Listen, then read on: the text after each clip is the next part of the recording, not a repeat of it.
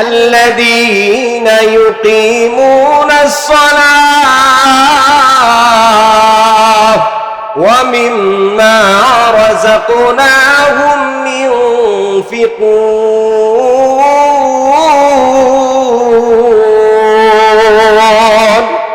আল্লাহ রাব্বুল আলামিন জানিয়ে দিয়েছেন ঈমানদার কারা, মুমিন কারা। প্রথমেই ঈমানদারদের সংজ্ঞা দিয়েছেন। ঈমানদার তারা, মুমিন তারা আল্লাযীনা ইউমিনুনা বিল গায়ব, যারা অদৃশ্যের বিষয়াদির প্রতি, অদৃশ্যের জিনিসের প্রতি যারা বিশ্বাস স্থাপন করে তারা ঈমানদার, তারা মুমিন। এরপরে মুমিন অদৃশ্য বিষয়াদির প্রতি বিশ্বাস করলেই হবে না, পাশাপাশি কিছু আমল করতে হবে। ওই আমলগুলোর নাম হলো, প্রথম নাম্বার আমলের নাম হলো আল্লাযীনা ইউকিমুনাস সালাহ, যারা নামাজ কায়েম করে। সুবহানাল্লাহ। সম্মানিত মুসলিম একরাম, আমরা ধারাবাহিকভাবে পবিত্র কোরআনুল কারীমের সূরাতুল কাউসারের তাফসীর আমরা 2-3 জুমা ধরে আমরা করে আসছিলাম, শুনে আসছিলাম। আজকে সূরাতুল কাউসারের 3 নম্বর আয়াতের ভিতরে আমরা প্রথম আয়াত সম্পর্কে আলোচনা করেছিলাম। এই জুমায় আমরা সূরাতুল কাউসারের 2 নম্বর আয়াতে পাক সম্পর্কে আলোচনা করব। সম্মানিত মুসলিম একরাম, পর্দার আলের মা ও বোনেরা, আল্লাহ রাব্বুল আলামিন তার হাবিব জনাবে মুহাম্মদুর রাসূলুল্লাহ সাল্লাল্লাহু আলাইহি ওয়াসাল্লামকে আল্লাহ প্রদত্ত অসংখ্য অগণিত নিয়ামত, অসংখ্য অগণিত আল্লাহ পক্ষ থেকে মুজিজা আল্লাহ রাব্বুল আলামিন দান করেছেন। আল্লাহ রাব্বুল আলামিন তাহার হাবিবের শান, মান, মর্যাদা, শ্রেষ্ঠত্ব এত বুলন্দ, এত উচ্চ করেছেন। আল্লাহ রাব্বুল আলামিন এই সূরাতুল কাউসারের ভিতরে তাহার হাবিবের শান, মান, মর্যাদা আল্লাহ তাআলা এত বেশি পরিমাণ বাড়িয়েছেন, যেটা আল্লাহ রাব্বুল আলামিন স্বয়ং ঘোষণা করে দিয়েছেন। আল্লাহ রাব্বুল আলামিন ঘোষণা করেছেন, ইন্না আ'তাইনাকাল কাউসার ফাসাল্লি লিরাব্বিকা ওয়ানহার ইন্না শানিআকা হুয়াল আবতার। আল্লাহ রাব্বুল আলামিন তার হাবিব জনাবে মুহাম্মদুর রাসূলুল্লাহ সাল্লাল্লাহু আলাইহি ওয়াসাল্লামকে যখন কাফের মুশরিকগণ, ইহুদি খ্রিস্টানগণ, বিশেষ করে আরবের কাফের আস ইবনে ওয়াইল যখন মুহাম্মদুর রাসূলুল্লাহ সাল্লাল্লাহু আলাইহি ওয়াসাল্লামকে আবতার বলে গালি দেয়, আটপুনা বলে গালি দেয়, আমার আল্লাহ রাব্বুল আলামিন তখন তার হাবিবের ওই আবতার নামক গালির প্রতিবাদে সূরা কাউসার নাজিল করে জানিয়ে দিয়েছেন, ওগো আমার বন্ধু, আপনি চিন্তিত হবেন না, আপনার চেহারা মলিনতা দূর করে আপনি একটু হাস্য উজ্জ্বল হয়ে যান। বিশ্ব নবী রাহমাতুল লিল আলামিনকে জিবরাইল আলাইহিস সালাতু ওয়াস সালামের মাধ্যমে আল্লাহ রাব্বুল আলামিন ওই সূরাতুল কাউসার 3টি আয়াত বিশিষ্ট সূরা কাউসার দিয়ে পাঠিয়ে আল্লাহর হাবিবকে আল্লাহ তাআলা সুসংবাদ দিয়েছেন। আল্লাহ রাব্বুল আলামিনের হাবিব জনাবে মুহাম্মদুর রাসূলুল্লাহ সাল্লাল্লাহু আলাইহি ওয়াসাল্লাম যখন জিবরাইল আলাইহিস সালাতু ওয়াস সালামের মাধ্যমে এই সূরা কাউসারের 3টি আয়াত শুনলেন, সঙ্গে সঙ্গে বিশ্ব নবী রাহমাতুল লিল আলামিনের সকল ধরনের দুঃখ, দুশ্চিন্তা দূর হয়ে যায়। সুবহানাল্লাহ। আল্লাহ রাব্বুল আলামিন প্রথমে সুসংবাদ দিয়েছেন, ইন্না আ'তাইনাকাল কাউসার, ওগো আমার বন্ধু, ওগো আমার হাবিব, নিশ্চয় আমি আল্লাহ আপনাকে হাউজে কাউসার দান করলাম। সুবহানাল্লাহ। এই হাউজে কাউসার সম্পর্কে আমরা গত জুমায় আলোচনা করেছিলাম। আল্লাহ রাব্বুল আলামিনের পক্ষ থেকে আল্লাহ তাআলা ওনাকে সুসংবাদ দিয়েছেন, দ্বিতীয় নম্বর আয়াতে আল্লাহ রাব্বুল আলামিনের হাবিবের ও আল্লাহর নবী সাল্লাল্লাহু আলাইহি সাল্লামকে লক্ষ্য করে কাফের মুশরিক বিশেষ করে আসিফ ইবনে ওয়াইল যে আফতার বলে গালি দেয়, আল্লাহ তাআলা এই প্রতিবাদে বলেন ইন্না শানিআকা হুয়াল আবতার।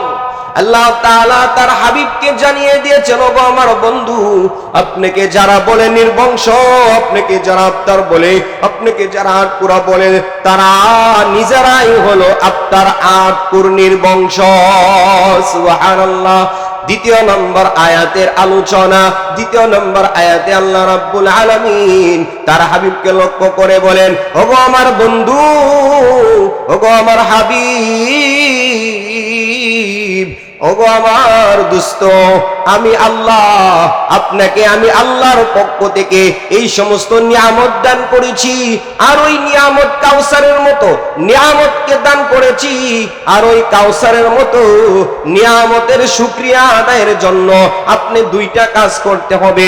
আল্লাহ তাআলা দ্বিতীয় নম্বর আয়াতে পাকের ভিতরে বলেন ফাসাল্লি লিরাব্বিকা ওয়ানহার। ওগো আমার বন্ধু, আপনি আপনার রবের জন্য ফাসাল্লি, আপনি নামাজ আদায় করেন, ওয়ানহার এবং নাহার করেন, কুরবানি করেন। সুবহানাল্লাহ। বিশ্ব নবী, হায়াতুন নবী, জিন্দা নবী, রাহমাতুল লিল আলামিন আল্লাহ তাআলার পয়গম্বরকে আল্লাহ রাব্বুল আলামিন নামাজের নির্দেশ দিয়েছেন। নামাজ আদায়ের জন্য আল্লাহ তাআলা গুরুত্বপূর্ণ কথা আল্লাহ তাআলা জানিয়ে দিয়েছেন।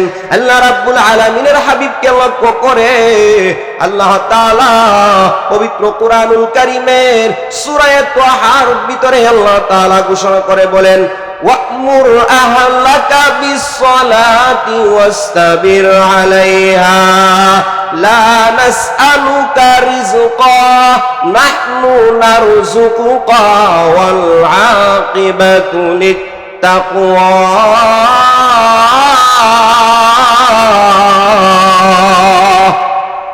বিশ্বনবী রাহমাতুল লিল আলামিনকে লক্ষ্য করে আল্লাহ তাআলা বলেন, ওগো আমার বন্ধু, ওগো আমার হাবিব, আমি আপনার রব ঘোষণা করলাম ওয়া'মুর আহলাকা বিস-সালাতি ওয়াস্তাবির আলাইহা, আপনার পরিবার পরিজন, আহল, আপনার পরিবারের সদস্যদেরকে নামাজের জন্য আদেশ করেন, ওয়াস্তাবির আলাইহা, এবং এই নামাজ আপনার পরিবার পরিজন তাদেরকে নির্দেশ দেওয়ার পরে এই নামাজের উপরে আপনি স্বয়ং এটার উপরে অটল থাকতে হবে। সুবহানাল্লাহ।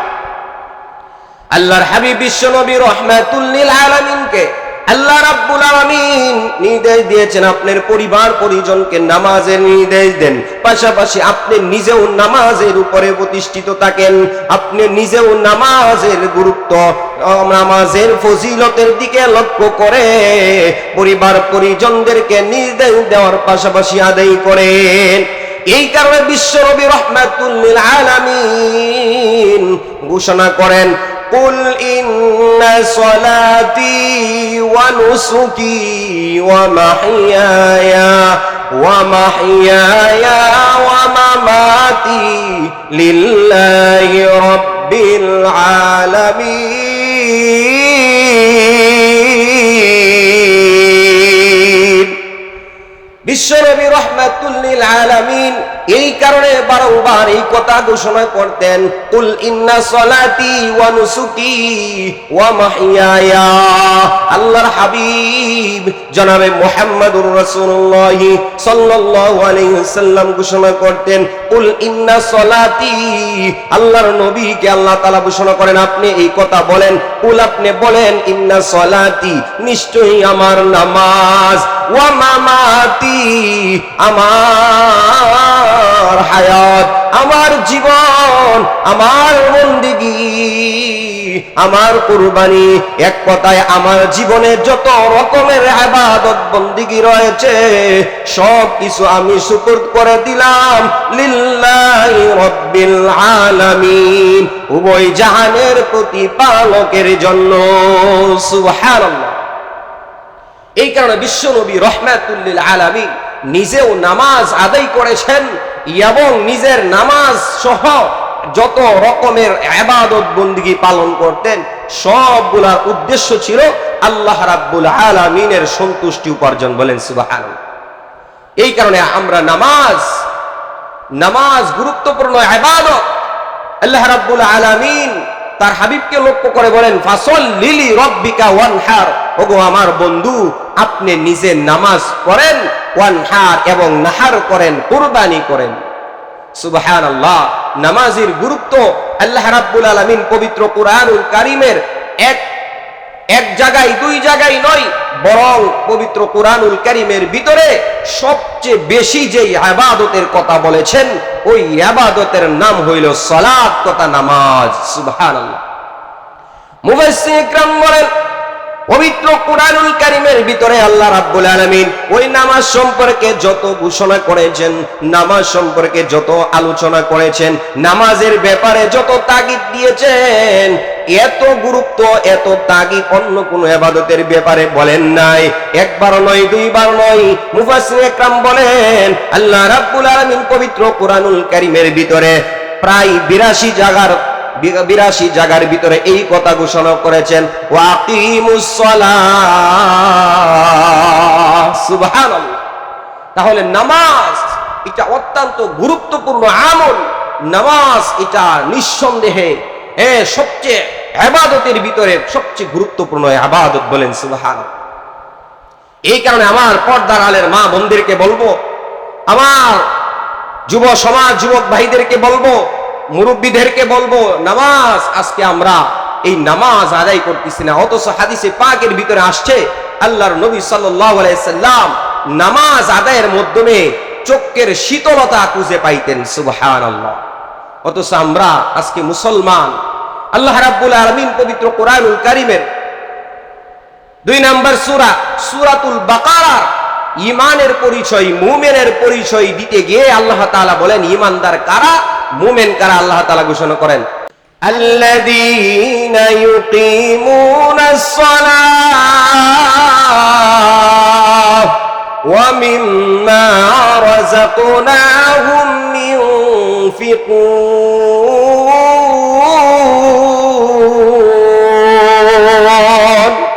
আল্লাহ রাব্বুল আলামিন জানিয়ে দিয়েছেন ঈমানদার কারা, মুমিন কারা।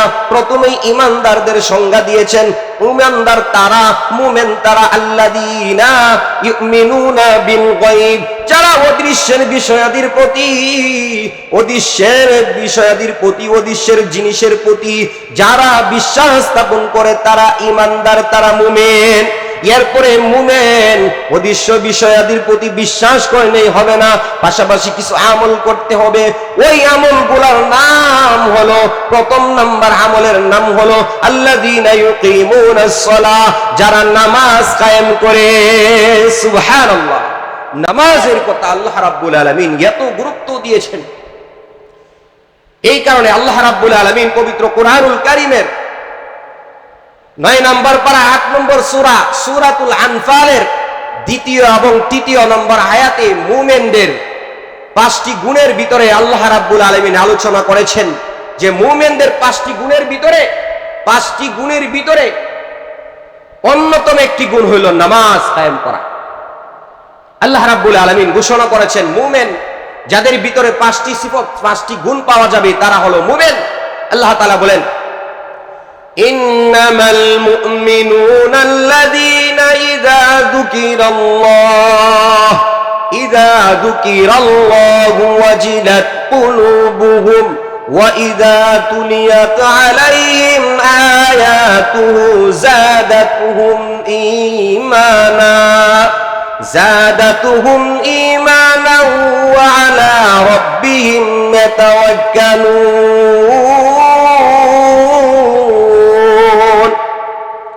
الذين يقيمون الصلاة ومما رزقناهم ينفقون أولئك هم المؤمنون حقا لهم درجات عند ربهم ومغفرة ورزق كريم।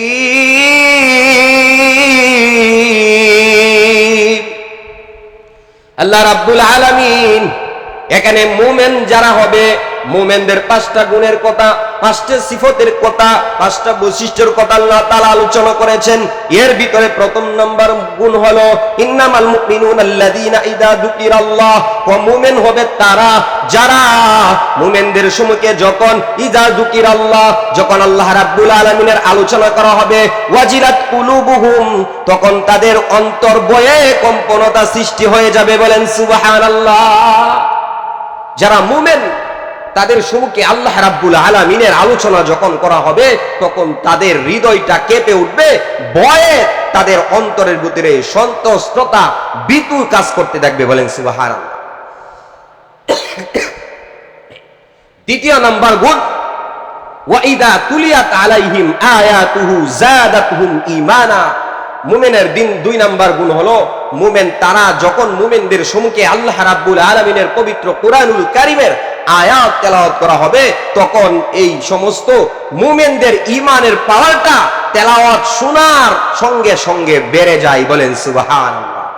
এই কারণে মুহতারাম সম্মানিত মুসলিম একরাম, আজকে আমরা দ্বীনি নসিহত শুনলে আমাদের ভাল লাগে না। বুঝতে হবে আমাদের ভিতরে মুমিন হওয়ার যেই সমস্ত সিফত, যেই সমস্ত গুণ রয়েছে, বিশেষ করে এখানে 5টি গুণের কথা আল্লাহ তাআলা বলেছেন। এর প্রথম নাম্বার গুণ হলো মুমিন যখন মুমিনের সম্মুখে আল্লাহ তাআলার আলোচনা করা হয়, তখন তার ঈমানের অবস্থা এমন হয়, তার অন্তরের অবস্থা এমন হয়, সে অন্তরটা বিগলিত হয়ে যায়, ভয়ে সন্ত্রস্ততা এসে যায়। বলেন সুবহানাল্লাহ। যাদের হৃদয়ে আছে আল্লাহর ভয়, তারা কবু পথ ভুলে যায় না। আল্লাহর প্রেম ছাড়া এই দুনিয়ায় কারো কাছে কোনো কিছু চাই না। যাদের হৃদয়ে আছে আল্লাহর ভয়, তারা কবু পথ ভুলে যায় না। আল্লাহর প্রেম ছাড়া এই দুনিয়ায় কারো কাছে কোনো কিছু চাই না। রাতের আধারে যারা সেজদাতে রয়, দু চোখের স্রোতে নদী যেন বয়। চলনার হাত ছানি যত আসুক, পিছনে ফিরেও তাকাই না। যাদের হৃদয়ে আছে আল্লাহর ভয়, তারা কবু পথ ভুলে যায় না। আল্লাহর প্রেম ছাড়া এই দুনিয়ায় কারো কাছে কোনো কিছু চাই না। আল্লাহু আকবার। তাহলে মুমিনের 1 নাম্বার গুণ, মুমিনের সম্মুখে যখন আল্লাহ রাব্বুল আলামিনের আলোচনা করা হয়, ওয়াজিলাত কুলুবুহুম, তখন তাদের অন্তরে ভয়ে কম্পনতা সৃষ্টি হয়ে যায়। 2 নাম্বার গুণ হলো মুমিনের সম্মুখে যখন আল্লাহ রাব্বুল আলামিনের পবিত্র কোরআনুল কারীমের ওয়া ইযা তুলিয়াত আলাইহিম আয়াতুহু, যখন আল্লাহ তাআলার পবিত্র কোরআনুল কারীমের আয়াত তেলাওয়াত করা হয়, যাদাতহুম ঈমানা, তখন মুমিনের ঈমানের পাওয়ার বেড়ে যায়। সুবহানাল্লাহ। 3 নাম্বার মুমিনের গুণ হলো ওয়া আলা রাব্বিহিম ইয়াতাওয়াক্কালুন। মুমিনের 3 নাম্বার গুণ হলো মুমিন সব সময় সদা সর্বদাই আল্লাহ তাআলার উপরে তাওয়াক্কুল করে, ভরসা করে। বলেন সুবহানাল্লাহ। পানির বোতল দিন। এই কারণে প্রিয় হাজরিন, সম্মানিত মুসলিম একরাম, এরপরে 4 নাম্বার যে গুণটা, 4 নাম্বার গুণ আল্লাহ রাব্বুল আলামিন অত্যন্ত গুরুত্বপূর্ণ। 4 নাম্বারের গুণটা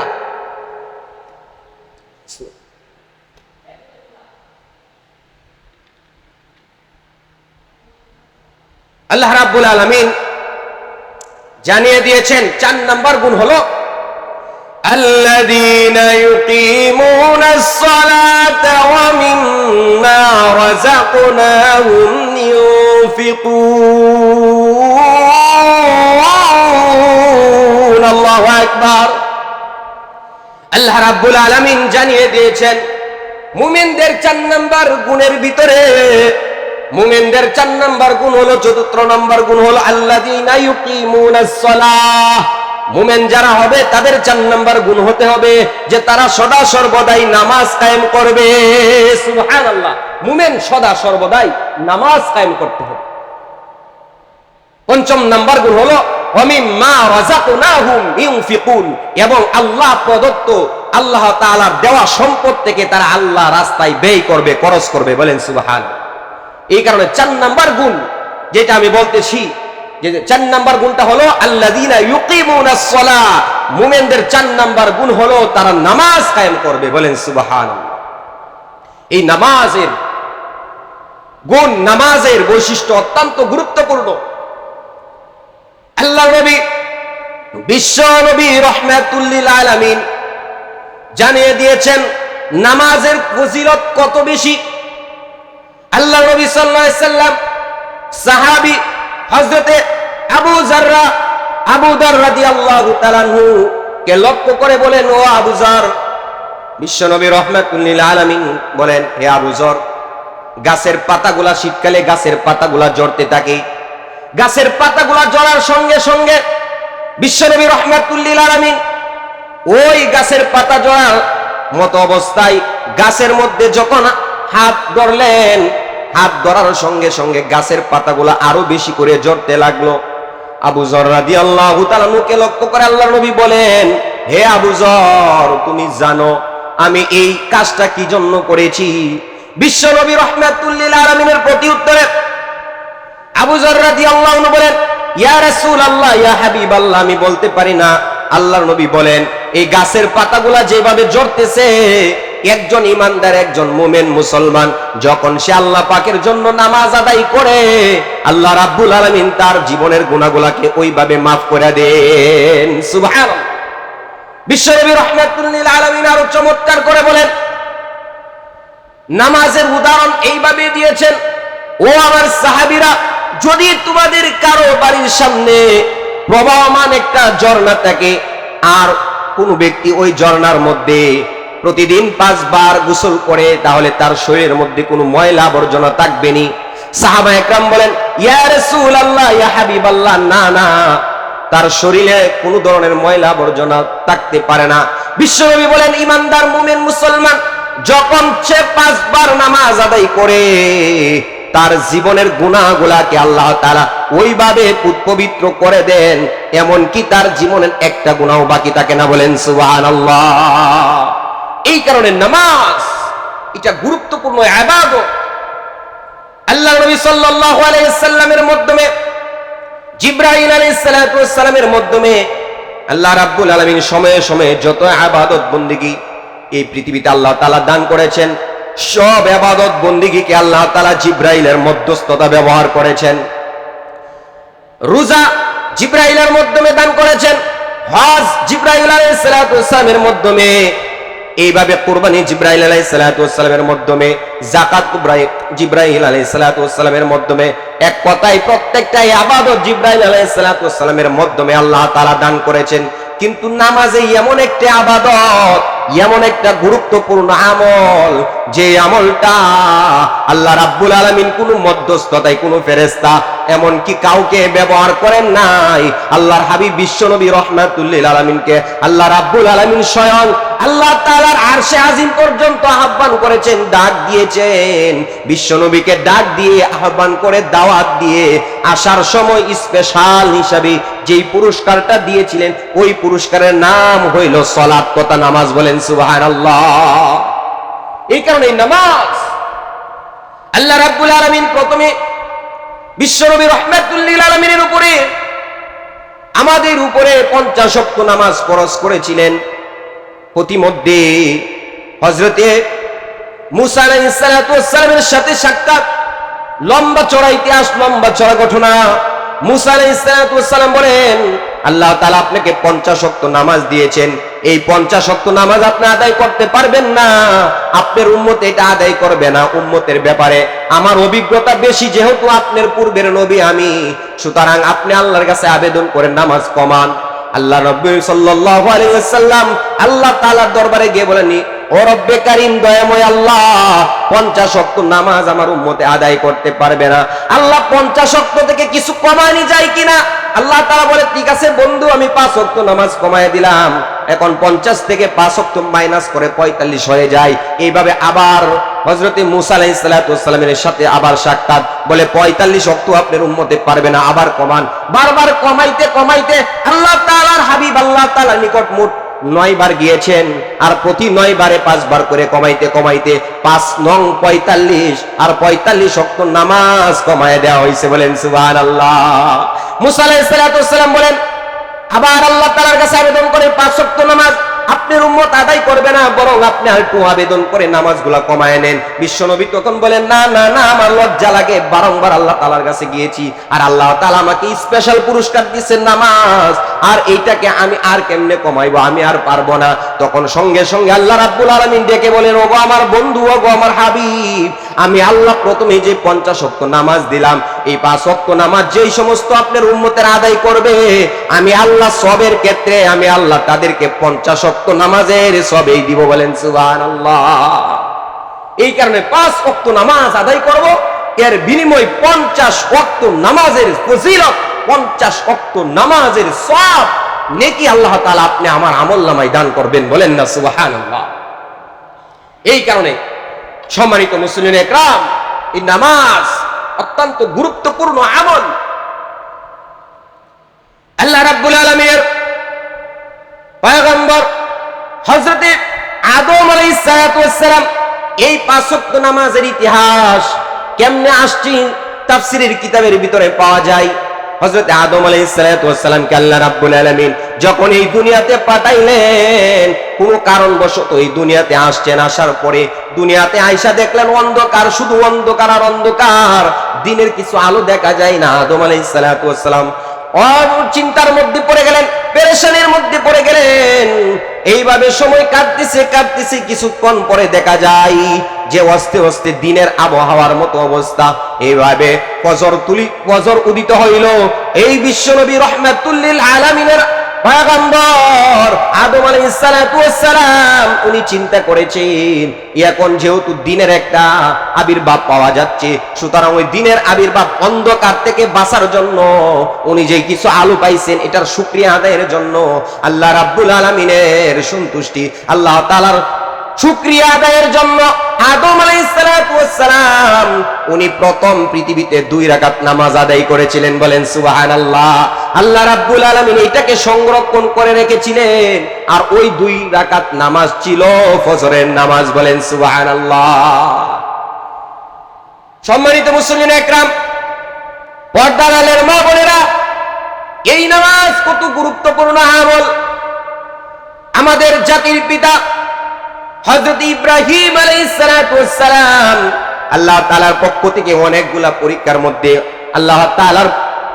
মধ্যে উনি সম্মুখীন হয়েছেন। ইব্রাহিম আলাইহিস সালাতু ওয়াস সালামের কঠিন থেকে কঠিন এক একটা পরীক্ষা ছিল। ইব্রাহিম আলাইহিস সালাতু ওয়াস সালাম পরিশেষে এমন একটা কঠিন পরীক্ষা দেখলেন, যেই পরীক্ষা ওনার সন্তান ইসমাঈলকে কুরবানি করতে হবে। সন্তান ইসমাঈল আলাইহিস সালাতু ওয়াস সালামকে কুরবানি করার জন্য আল্লাহ রাব্বুল আলামিন যখন নির্দেশ দিলেন, পিতা পুত্র লম্বা চড়া ইতিহাস, লম্বা চড়া ঘটনা। পিতা পুত্র পরামর্শ করে যখন মিনার ময়দানে ইসমাঈল আল্লাহ রাস্তায় কুরবানি হওয়ার জন্য গেলেন, ইব্রাহিম আলাইহিস সালাতু ওয়াস সালাম যখন ওনার সন্তানকে কুরবানি করবেন, আল্লাহ তাআলা বলেন, আয় ইব্রাহিম, তোমাকে আমি আল্লাহ যে নির্দেশটা দিয়েছি এটা তো তুমি বাস্তবে রূপান্তরিত করেছো। কাদ সাদ্দাকতার রুইয়া, তোমার এই স্বপ্নটা বাস্তবায়ন হয়ে গেছে।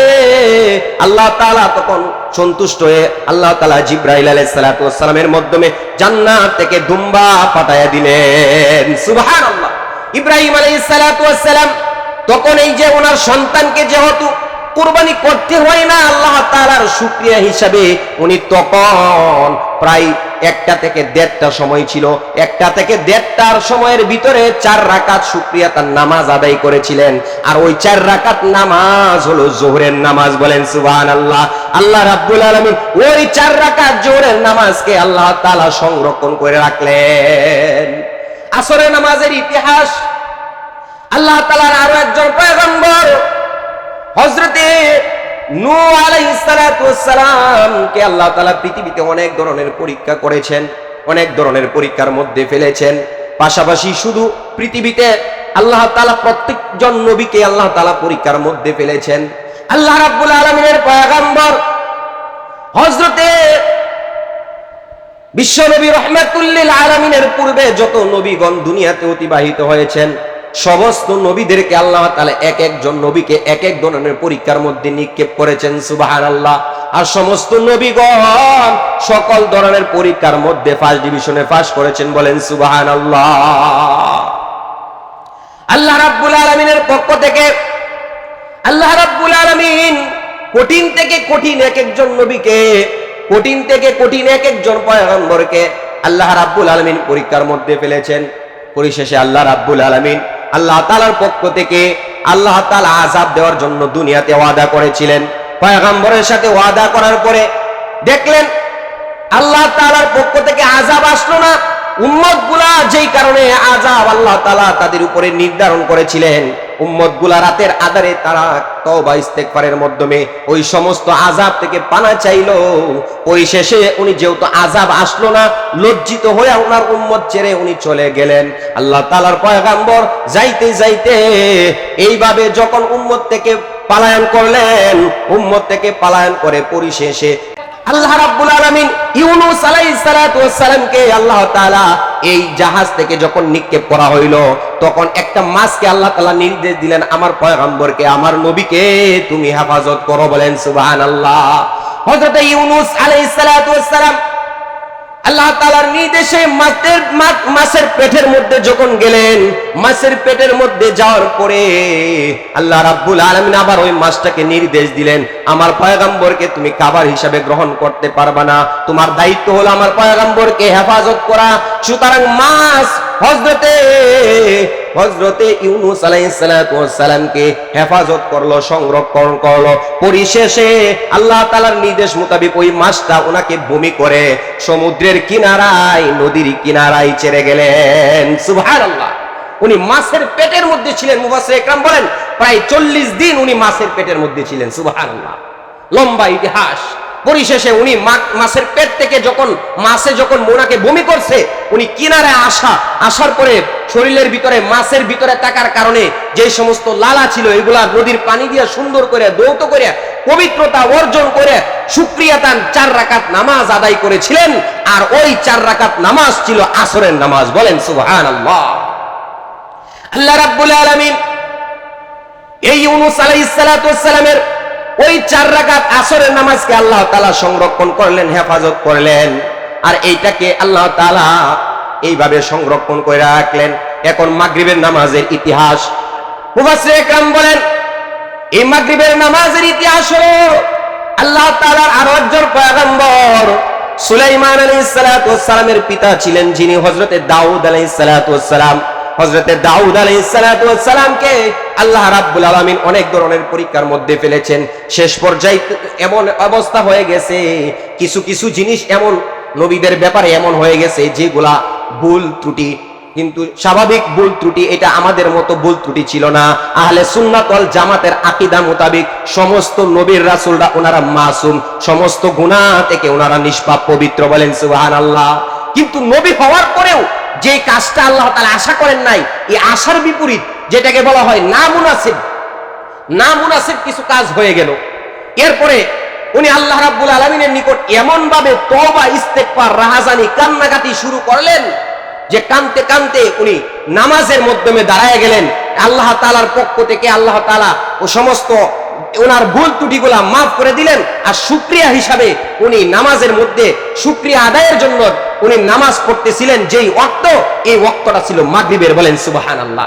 উনি এইভাবে প্রথম রাকাত নামাজ কান্না অবস্থায় আদায় করলেন, দ্বিতীয় রাকাত নামাজ কান্নাজনিত অবস্থায় আদায় করলেন, তৃতীয় রাকাত নামাজে এমন ভাবে কাঁদতেছিলেন যে চতুর্থ রাকাত নামাজের জন্য উনি আর দাঁড়াইতে পারলেন না। 3 রাকাত নামাজ আদায় করেই ওনার সালাম ফিরাইতে হইছে। এই কারণে আল্লাহ রাব্বুল আলামিন ওই 3 রাকাত নামাজকেও মাগরিবের নামাজ হিসাবে আল্লাহ তাআলা সংরক্ষণ করে রেখে দিলেন। বলেন সুবহানাল্লাহ। প্রিয় হাজিরিন, এখন এশার নামাজের ইতিহাস। আল্লাহ তাআলার আরো একজন পয়গম্বর যার নাম ছিল হযরত মুসা আলাইহিস সালাতু ওয়াস সালাম আল্লাহ তাআলা পবিত্র কোরআনুল কারীমের ভিতরে যত নবীদের নাম কোরআনুল কারীমের ভিতরে উল্লেখ করেছেন, এর ভিতরে সবচেয়ে বেশি পরিমাণ উল্লেখ করেছেন হযরত মুসা আলাইহিস সালাতু ওয়াস সালামের নাম। সুবহানাল্লাহ। এবং সবচেয়ে লম্বা ছড়া বিক্ষিপ্ত আকারে আলোচনা করেছেন মুসা আলাইহিস সালাতু ওয়াস সালামের জীবন বৃত্তান্ত, মুসা আলাইহিস সালাতু ওয়াস সালামের ঘটনাগুলো। বলেন সুবহানাল্লাহ। প্রিয় হাজিরিন, এই মুসা আলাইহিস সালাতু ওয়াস সালাম যখন উনি ফিরআউনের সম্প্রদায় বনি কিপ্তি আর উনার সম্প্রদায় যারা ছিল তারা ছিল বনি ইসরাইল, আর এই বনি ইসরাইল সম্প্রদায় এবং বনি কিপ্তি ফিরআউনের লোকের সাথে ঝগড়া বেঁধে যায়। এক পর্যায়ে যখন ঝগড়া লাগলো, মুসা আলাইহিস সালাতু ওয়াস সালাম যখন শুনলেন লম্বা চড়া ইতিহাস, মুসা আলাইহিস সালাতু ওয়াস সালাম ওই ফিরআউনের লোককে যখন তাপ্পর দিলেন, সঙ্গে সঙ্গে লোকটা মারা গেল এবং ফিরআউনের পক্ষ থেকে নির্দেশ দিল মুসাকে ধরো, পাকড়াও করো, মুসাকে হত্যা করতে হবে। আল্লাহর পয়গম্বর মুসা আলাইহিস সালাতু ওয়াস সালাম তখন নবী হন নাই, পয়গম্বর হন নাই। মুসা আলাইহিস সালাতু ওয়াস সালাম তখন আত্মরক্ষার জন্য উনি ওনার এলাকা ছেড়ে মাদিয়ানের শহরের দিকে, শুআইব আলাইহিস সালাতু ওয়াস সালামের শহরের দিকে গেলেন। সুবহানাল্লাহ। লম্বা চড়া ইতিহাস। শেষ পর্যন্ত আল্লাহ রাব্বুল আলামিনের পক্ষ থেকে উনি শুআইব আলাইহিস সালাতু ওয়াস সালামের বাড়িতে গেলেন, মেহমান হইলেন। এরপরে উনার মেয়ে, বড় মেয়েটার নাম ছিল সুফুরা, এই বড় মেয়ে সুফুরাকে বিবাহ করলেন। বিবাহ করার পরে উনার শ্বশুরালয়ে বেশ কিছুদিন থাকলেন। থাকার পরে উনার স্ত্রী গর্ভবতী হইলেন। পরিশেষে উনার গর্ভবতী স্ত্রীকে নিয়ে আল্লাহ তাআলা এখনো উনাকে নবী বানান নাই, উনি উনার পিত্রালয়ে আসার জন্য রাস্তা দিয়ে যখন রওনা দিয়েছেন, প্রতিমধ্যে রাত্র হয়ে গেছে। এখন লোকের সন্ধান খুঁজতেছেন, রাস্তা হারায় ফেলছেন এবং শীতকালে উনার স্ত্রীর প্রসব ব্যথাও শুরু হয়েছে, আগুনের প্রয়োজন। আগুন খুঁজতেছেন, পরিশেষে দেখা গেছে আগুন।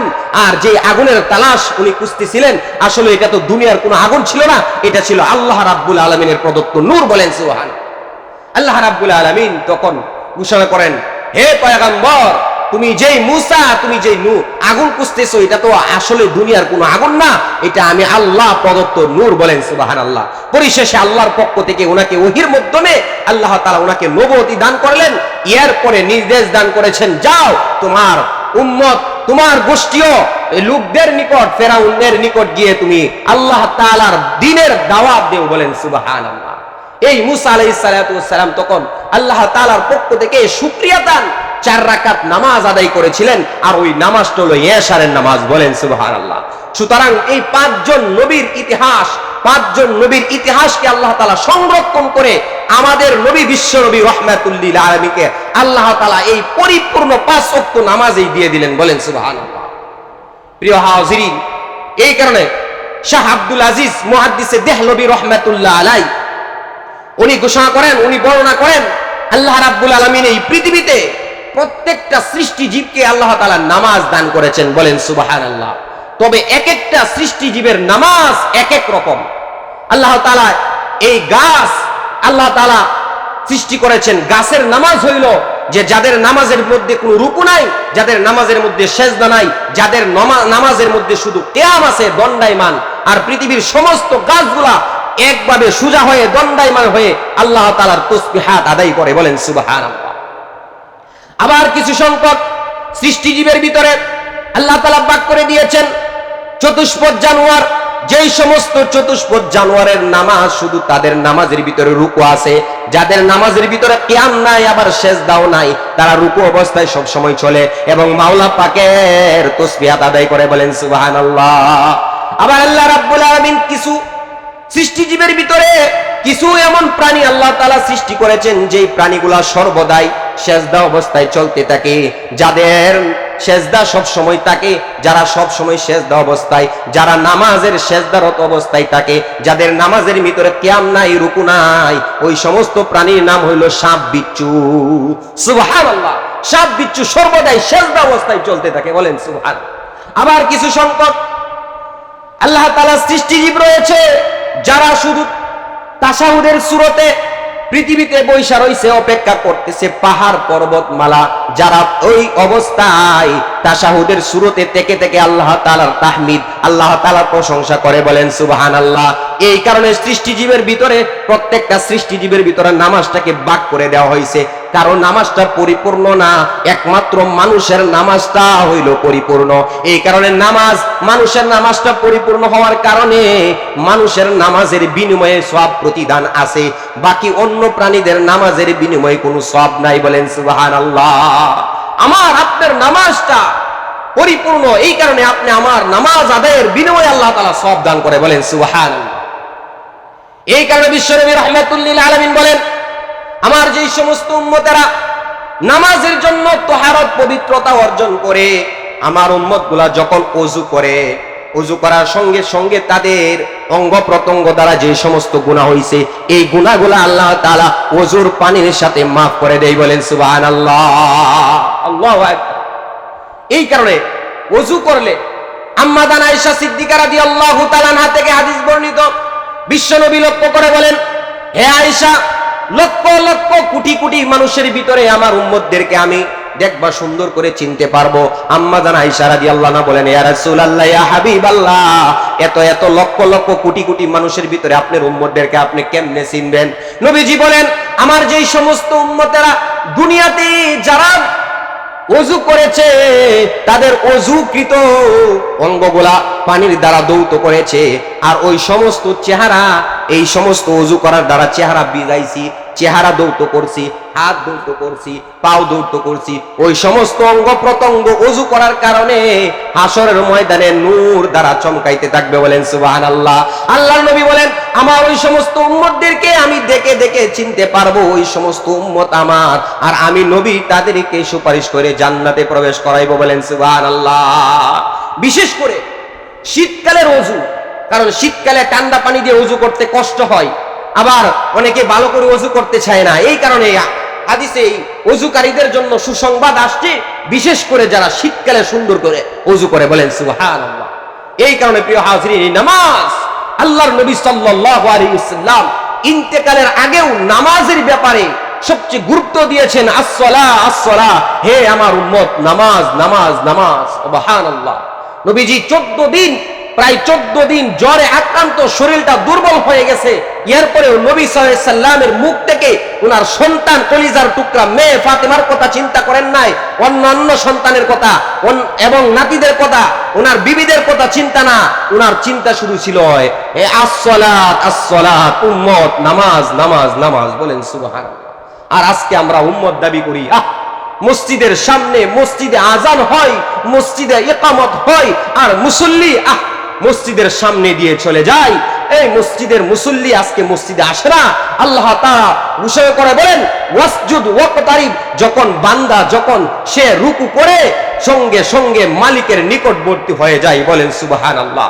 আর যখন সে আজান শুনলে নামাজও আসে না, তখন ওই বান্দা এমন নাফরমান হয়ে যায়।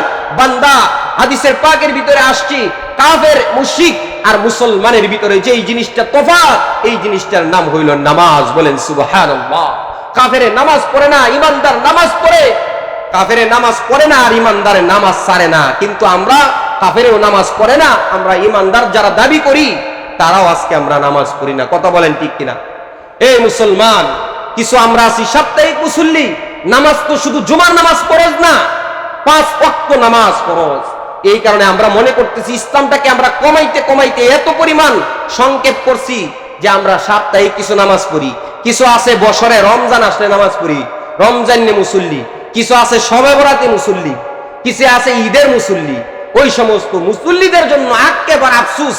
আল্লাহ তাআলা বলেন, ফাওয়াইলুল লিল মুসাল্লিন, ওই সমস্ত নামাজীদের ব্যাপারে বড় আক্ষেপ, আফসোস। ওই সমস্ত নামাজিরা ধ্বংস হোক যারা নামাজের ব্যাপারে আল্লাযীনা হুম আন সালাতিহিম সাহুন, যারা নামাজের ব্যাপারে উদাসীন, গাফেল। যে নামাজের আজান হইল, নামাজও আসলো না, 1 ওয়াক্ত পড়লো, 2 ওয়াক্তের খবর নাই। হ্যাঁ, এরপরে নামাজের ওয়াক্তের প্রতি কোনো খেয়াল নাই, নামাজের জামাতের প্রতি কোনো খেয়াল নাই। ওই সমস্ত নামাজীদের জন্য আক্ষেপ, আল্লাহর তাআলার লানত। বলেন নাউজুবিল্লাহ।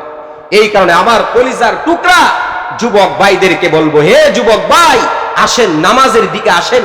নামাজ এমন একটা ইবাদত, যে ইবাদতের মধ্যে মালিকের সামনে আপনি দাঁড়াইছেন, আর মালিকের সামনে যখন আপনি দাঁড়াইছেন, সূরা ফাতিহা প্রতি নামাজের ভিতরে পড়তে হয়, আর সূরা ফাতিহা যখন পড়েন তখন মালিকের সাথে কথা বলেন। বলেন না সুবহানাল্লাহ। আল্লাহ তাআলার সাথে কথোপকথন হয়। এই কারণে এই নামাজ এই কারণে কিতাবের ভিতরে আসছে আস-সালাতু মি'রাজুল মুমিনিন, নামাজ হইল মুমিনের জন্য মেরাজ। বলেন সুবহানাল্লাহ। আল্লাহর নবী সাল্লাল্লাহু আলাইহি সাল্লাম ওনার মেরাজ ছিল আল্লাহ তাআলার সাথে, উনি সরাসরি সাক্ষাৎ করেছেন। আর উম্মতের জন্য মেরাজ হইল নামাজ। নামাজের মধ্যে দাঁড়াইলেন, মালিকের সামনে দাঁড়ায় গেলেন। সুবহানাল্লাহ। আর আজকে উম্মত, আমরা মুসলমান, আজকে আমরা নামাজ পড়ি না। এই নামাজ প্রতিষ্ঠার জন্য বিশ্বনবী সাল্লাল্লাহু আলাইহি সাল্লাম কত কষ্ট করেছেন। নবী এমন অবস্থায়, এমন দুর্বল অসুস্থতার কারণে নামাজের জামাতের সময় হয়ে গেছে, নামাজে উনি যাইতে পারেন না। পরিশেষে আম্মাজান আয়েশা রাদিয়াল্লাহু আনহাকে নির্দেশ দিয়েছেন, হে আয়েশা, তোমার পিতা আবু বকরকে বলো নামাজের ইমামতি করার জন্য। আবু বকর রাদিয়াল্লাহু উনি বিশ্বনবী সাল্লাল্লাহু আলাইহি সাল্লামের পক্ষ থেকে নির্দেশ পেয়ে উনি নামাজের মুসল্লির মধ্যে ইমাম হয়ে ওনার ইমামতিতে সাহাবায়ে একরাম মুসল্লি হয়ে নামাজ শুরু করছেন। আল্লাহর নবী সাল্লাল্লাহু আলাইহি সাল্লাম ওনার হুজরা মুবারকের পর্দাটা উত্তোলন করে দেখেন। দেখার পরে আল্লাহর নবী সাল্লাল্লাহু আলাইহি সাল্লামের চোখ মুবারক থেকে টকবগে পানি পড়তেছে। সুবহানাল্লাহ। আম্মা জান আয়েশা জিজ্ঞাসা করেন, ইয়া রাসূলুল্লাহ, আপনি কাঁদতেছেন, আজকে তো আপনার কাঁদার কথা না। আল্লাহর নবী বলেন, হে আয়েশা, আজকে যে আমি কাঁদতেছি এটা আজকে আমার দুঃখের কান্না না, এটা আমার খুশির কান্না, চোখের শীতলতার কান্না। আমি এই নামাজকে প্রতিষ্ঠা করার জন্য তায়েফের ময়দানে আমার দান মুবারক শহীদ হয়েছে। এই নামাজ প্রতিষ্ঠার জন্য আমি কত কষ্ট, কত মুজাহিদা করেছি। এই নামাজ আদায়ের জন্য আমার উপরে উটের নারী বুড়ি আবু জেহেল, এই সমস্ত বড় বড় কাফেররা আমাকে কত ধরনের কষ্ট দিয়েছে। আজকে আমার উম্মত নামাজ পড়তেছে, আমি যখন থাকবো না তখন আমার উম্মতরা এইভাবে নামাজ আদায় করবে। এই কারণে আমার দিলটা ভরে গেছে। বলেন সুবহানাল্লাহ। আর আজকে আমরা উম্মত আজকে নামাজ পড়ি না। এই কারণে ওমর রাদিয়াল্লাহু আনহু বলেন, যাদের ভিতরে নামাজ নাই তার ভিতরে দিনের বিন্দু পরিমাণ কোনো দিনদারিতাই নাই, ইসলামের সে অন্তর্ভুক্তই না। এই কারণে ভাই, আপনি যত ইবাদত করেন না কেন, নামাজ নাই আপনার কিছুই নাই। এই কারণে প্রিয় হাজিরিন, ঈমানের পরে সবচেয়ে গুরুত্বপূর্ণ ইবাদতের নাম হইল নামাজ। এই কারণে নামাজের ভিতরে আল্লাহ তাআলার সন্তুষ্টি, নামাজের ভিতরে আল্লাহ তাআলার রেজামন্দি, আর নামাজের মাধ্যমে আপনি হাসরের দিন নামাজই আপনাকে সুপারিশ করে আল্লাহ তাআলার জান্নাতে পৌঁছায় দিবে। বলেন সুবহানাল্লাহ। এই কারণে নামাজ, উম্মত আসেন নামাজের দিকে মনোযোগ দেই, নামাজের প্রতি আমি যত্নবান হই। সালাত তোমার বন্ধু পরম শেষ বিচারের দিন, সালাত তোমার জীবন জুড়ে খুশবু প্রতিদিন। সালাত তোমার বন্ধু পরম শেষ বিচারের দিন, সালাত তোমার জীবন জুড়ে খুশবু প্রতিদিন। যাই নামাজে শান্তি বিলাই চিত্তে সীমাহীন, রব্বিয়াল আলা রব্বিয়াল আযীম, রব্বিয়াল আলা রব্বিয়াল আযীম। মুমিন তুমি, সালাত তোমার মস্ত পরিচয়, দুনিয়া তোমার আজকে আছে কালকে হবে লয়। মুমিন তুমি, সালাত তোমার মস্ত পরিচয়, দুনিয়া তোমার আজকে আছে কালকে হবে লয়। আজকে রুকু সেজদা করো, নিজ পরিচয় আঁকড়ে ধরো। আজকে রুকু সেজদা করো, নিজ পরিচয় আঁকড়ে ধরো, হবে না বিলীন। সালাত তোমার অঙ্গে মাখো, সঙ্গে রাখো, তবেই তো মুমিন। রব্বিয়াল আলা রব্বিয়াল আযীম, রব্বিয়াল আলা রব্বিয়াল আযীম, রব্বিয়াল আলা রব্বিয়াল আযীম। সালাত কায়েম করো, সালাত কায়েম করো, সালাত কায়েম করো, সালাত কায়েম করো। হবে সম্মানী তুমি, হবে জান্নাতি তুমি, হবে সম্মানী তুমি, হবে জান্নাতি তুমি। দেবে কাল হাসরে শীতল চা আরশে আজিম। রব্বিয়াল আলা রব্বিয়াল আযীম, রব্বিয়াল আলা রব্বিয়াল আযীম। সালাত তোমার মনের গড়ের পবিত্রতার সাজ, পড়লে সালাত রয় দূরে রয় মন্দ যত কাজ। পাঁচ প্রহরে সালাত পড়ো, আত্মাকে সমৃদ্ধ করো। পাঁচ প্রহরে সালাত পড়ো, আত্মাকে সমৃদ্ধ করো। সালাত তোমার অঙ্গে মাখো, সঙ্গে রাখো, তবেই তো মুমিন। রব্বিয়াল আলা রব্বিয়াল আযীম, রব্বিয়াল আলা রব্বিয়াল আযীম। আল্লাহু আকবার। এই কারণে নামাজের ভিতরে, নামাজের মাধ্যমে সবকিছু। আল্লাহ রাব্বুল আলামিন আপনি আমাকে এই জুমার নামাজ আমরা যেভাবে আদায় করি, 5 ওয়াক্ত নামাজ আমরা সঠিকভাবে ওইভাবে যাতে আদায় করতে পারি গুরুত্ব সহকারে, আল্লাহ রাব্বুল আলামিন আমাদের সবাইকে 5 ওয়াক্ত নামাজি হয়ে আল্লাহ তাআলার তৈরি জান্নাতে যাওয়ার তৌফিক দান করুন। সকলে বলেন আমিন। ওয়া আখিরু আলহামদুলিল্লাহি রাব্বিল আলামিন। আসসালামু আলাইকুম ওয়া রাহমাতুল্লাহি ওয়া বারাকাতুহু।